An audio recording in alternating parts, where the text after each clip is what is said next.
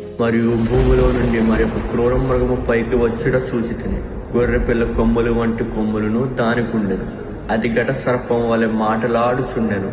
అందరూ తమ కుడి చేతి అందైనను తమ నొసట అందైనను ముద్ర వేయించుకున్నట్లు అది వారిని బలవంతము చేయుచున్నది. ఆ సంఖ్య 666. అటు తరువాత గొప్ప జనుల శబ్దము వంటి గొప్ప స్వరము పరలోకముందు ఇలాగు చెప్పగా వింటిని. ప్రభువును స్తుతించుడి, రక్షణ మహిమ ప్రభావములు మన దేవునికే చెల్లును. మరియు పరలోకము తెరవబడి ఉండటం చూచితిని. అప్పుడు ఇదిగో తెల్లని గుర్రము ఒకటి కనబడింది. దాని మీద కూర్చుండి ఉన్నవారు నమ్మకమైన వారును సత్యవంతుడును అను నామము గలవారు. ఆయన నేత్రములు అగ్ని జ్వాలల వంటివి. ఆయన శిరస్సు మీద అనేక కిరీటములుండెను. రక్తములో ముంచబడిన వస్త్రము ఆయన ధరించుకొని ఉండెను. జనములను కొట్టుటకై ఆయన నోటి నుండి వాడిగల ఖడ్గము బయలువెళ్ళుచున్నది.